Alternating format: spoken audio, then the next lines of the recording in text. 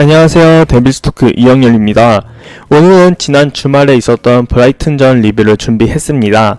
맨유 팬분들은 맨유의 경기력에 많이 실망했을 텐데요. 개인적으로 브라이튼 경기를 보면서 난생 처음 세컨드 팀을 고민하게 되었습니다. 그만큼 멋진 경기력으로 맨유를 몰아붙인 브라이튼의 경기력, 지금부터 리뷰 시작합니다. 브라이튼의 감독 그레이엄 포터는 이번 경기에서 맨유를 상대로 절정의 피닝 플레이를 선보였는데요. 여기서 피닝 플레이란 체스에서 유래된 플레이로 상대의 위치를 강제하는 플레이를 의미합니다.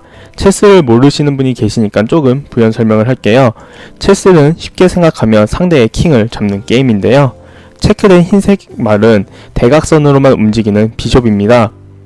여기서 검은색의 나이트가 움직이면 어떻게 될까요? 비숍의 경로에 킹이 무방비가 됩니다. 즉 게임이 끝나게 되죠. 나이트는 이전 위치에서 절대 움직일 수 없다는 걸 의미합니다. 이처럼 상대의 위치를 강제하게 하는 플레이를 축구에 접목한 것, 그것이 바로 브라이튼이 보여준 피닝 플레이입니다. 이런 피닝 플레이는 상대의 위치를 강제하여 의도적인 수적 열세를 통한 원하는 위치에 수적 우위를 가져가는 것이 포인트인데요. 이 장면들은 오늘 지겹게 볼 장면입니다. 브라이튼의 7번 코넬리와 9번 무페이는 지속적으로 린델로프를 에워싸는 포지셔닝을 가져갔습니다. 이런 피닝 플레이를 통해 린델로프와 그의 뒤를 커버하는 완비사카의 포지셔닝을 강제하는 게 전술 컨셉이었죠. 이를 통해 브라이튼은 솔리마치에게 프리한 공간과 찬스를 지속적으로 창출했습니다. 이 방식이 치명적인 건 완비사카의 강점을 발휘하기 어렵기 때문입니다. 완비사카는 협력 수비보단 1대1 방어에 능하죠. 상대 측면 선수에게 완비사카와의 대결이 껄끄러울 수 있는데 브라이튼은 피닝 플레이를 통해 완비사카에게 측면을 열 수밖에 없는 구도를 만들어버리고 솔리마치를 통해 맨유의 우측을 산산조각냈습니다. 지금 장면도 상대 공격진 2명에 수비진 3명이 묶인 상황이죠. 수비진은 뒤로 물러나고 트로사드는 빠르게 슛을 가져갑니다. 그레이엄 포터의 피닝 플레이가 더욱 돋보인 건 그가 버티컬 채널과 하프 스페이스까지 활용했기 때문입니다. 선수와 선수 사이의 간격을 채널이라 합니다. 특히 버티컬 채널은 주로 풀백과 센터백 사이의 간격을 말하죠. 이전 너무나도 유명한 하프 스페이스, 공교롭게도 하프 스페이스는 버티컬 채널과 꽤 겹치죠. 그레이엄 포터는 채널, 하프 스페이스, 피닝 플레이의 조화로 맨유 수비진을 초토화하기 시작했습니다. 메가이와 린델로프 사이에 1명, 린델로프 뒤로 1명, 이렇게 자연스레 완비사카를 중앙으로 끌어들인 브라이튼, 자연스레 버티컬 채널에 압박을 가하고 있습니다. 이런 장면은 전 후반 계속 이어졌습니다. 노란 영역만 보면 브라이튼은 해당 영역에서 수적 열세죠. 하지만 저 영역에서 수적 열세를 자처하며 상대를 묶었기 때문에 솔리마치는 프리한 찬스를, 트로사드와 램프티는 수적 우위를 가져갑니다. 이런 구도를 막고자 마티치가 백업을 가죠. 그리고 이는 중원의 헐거움을 야기합니다. 끌려나온 마티치, 그의 앞에 존 14와 우측 하프 스페이스에 빈 영역이 생겼습니다. 수비 입장에선 치명적인 지점이죠.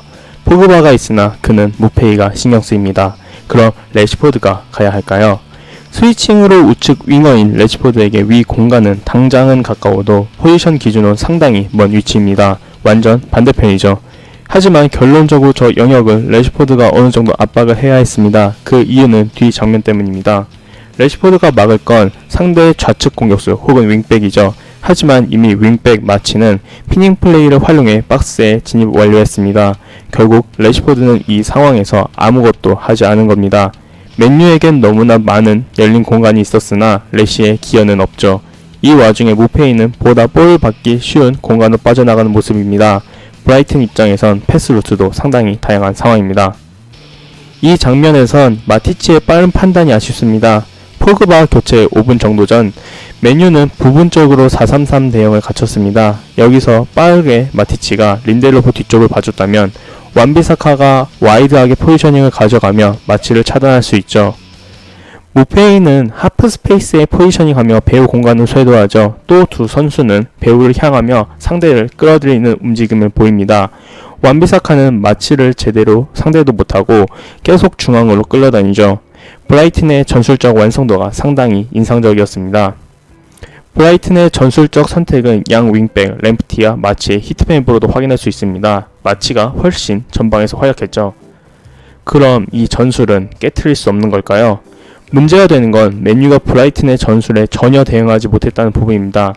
특히 지난 시즌 아르테타 부임 직후의 아스날전에서 2대0 패배 당시 유사한 피닝 플레이에 무너졌던 전례가 있음에도 준비가 미흡했죠. 이 전술에 대한 인플레이 매니지먼트는 크게 세 가지로 생각해 볼 수 있습니다. 첫째, 과거 무인유식 윙어 수비 가담. 둘째, 리베로 혹은 하프백으로 마티치를 기용하는 것. 셋째는 교체를 통한 백스리 전환이죠.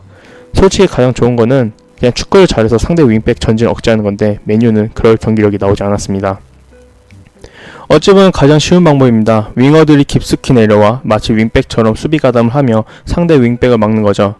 다만 이를 택하지 않았다고 솔샤르를 비판할 순 없죠. 무리뉴의 선택이 특별한 거지 상대 윙백 때문에 공격이 주 역할인 공격수를 수비에 치중하게 한다? 일반적인 선택으로 보긴 어렵습니다. 일반적이지 않기 때문에 기억되는 특별한 케이스니까요. 어쩌면 다니엘 제임스가 선발이었다면 상대 윙백을 억제하는 윙어 전술로 파회를 누렸을지도 모르겠네요. 그 다음 고려 방식 마티치의 이동입니다. 그를 전진 리베로, 백스리 센터백점 기용하는 방안이죠. 이 방안을 채택하면 양 풀백이 와이드하게 포지셔닝하며 상대 윙백을 억제할 수 있고 3백 기반의 보다 안정적인 빌드업 구도도 형성할 수 있다는 강점이 있습니다. 공격 상황에서 마티치는 홀딩 역할을 수행하며 뒤를 커버합니다. 수비에선 마티치가 센터백 라인으로 내려오며 3백을 형성합니다. 이를 통해 완비사카가 그대로 와이드한 포지션을 가져갈 수 있죠. 상대 윙백들의 측면 플레이를 억제할 수 있습니다. 하지만 이 구도에는 한 가지 문제가 있습니다. 바로 마티치를 제외한 중원 자원의 수비 능력이죠. 포그바는 코로나 이후 신체적 폼이 떨어졌고 브루누는 활동량이 많고 수비 가담을 잘할 뿐 수비 능력, 대인 방어는 부족한 선수입니다. 이 장면은 브라이튼의 스로인으로 재개된 장면인데요. 브루누와 포그바가 상대를 감싼 장면이죠. 여기서 두 선수는 너무 쉽게 돌파를 허용합니다. 결국 마티치가 압박하기 위해 나가게 되고 그 뒤로 브라이튼 선수가 침투하게 되죠. 그 다음 장면이 바로 이 장면입니다. 트로사드의 예리한 슛, 브루노와 포그바의 미스로 마티치가 끌려나온 대가였죠. 앞서 소개한 이 장면에서도 브루노의 대인 방어는 허술했죠. 너무 쉽게 상대가 공격을 전개할 수 있었고 그 이후 이어진 장면에서도 포그바와 브루노는 상대 공격을 억제하지 못하는 모습을 지속적으로 보였습니다. 결국 마티치를 아예 3백으로 내리면 중원의 헐거움을 제어하기가 어렵죠.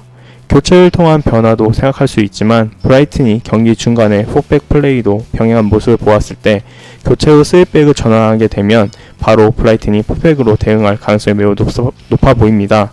교체 이유가 반쯤 사라지게 되죠. 또한 그레이엄 포터는 마티치의 포지셔닝을 활용한 빌드업 변화에 대한 대응책도 준비했습니다.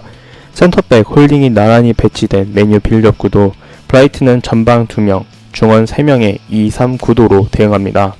마티치가 내려가 라볼피아나 구도를 갖추자 트로사드가 전방으로 올라가며 3-2 구도를 형성합니다. 이번엔 포그바가 내려가자 다시 3-2 구도를 갖춘 브라이튼. 메뉴의 빌드업 상황에 따라 끊임없이 움직이며 대응한 브라이튼, 그들의 준비성과 전술 대응력을 높게 평가할 수밖에 없죠.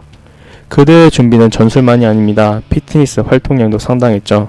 전방 압박에만 필드 플레이어 8명이 하프라인 위에 위치한 브라이튼, 이에 반해 맨유는 그린우드를 향해 빠르게 올라가지 못하는 모습입니다.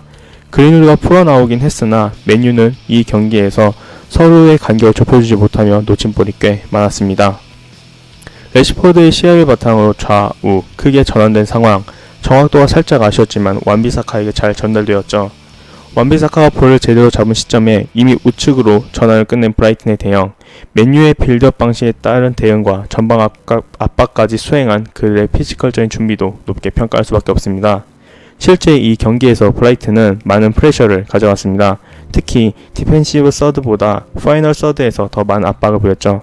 참고로 맨유는 전체 압박 130회, 성공 37회로 브라이튼의 75%에 그쳤습니다. 특히 맨유의 오른쪽을 압박한 선수들 알자테, 솔리마치, 무페이가 압박 상위권에 랭크되어 있는데요. 맨유의 우측을 담당한 포그바와 완비사카가 소유권을 내준 위치는 맨유 후방에 있는 것을 볼 수 있습니다. 마티치와 쇼는 해당 스탯이 제로죠. 실제 완비사카는 상대 압박과 본인의 안일함으로 소유권을 내줬고 이는 전환되어 PK로 이어졌죠. 메뉴 팬이지만 축구를 좋아하는 사람으로서 브라이튼의 포터가 보여준 축구는 너무나 매력적이었습니다. 아쉽고 답답함이 많았으나 결국 승점 3점을 챙겼으며 나름 긍정적인 포인트도 있었죠.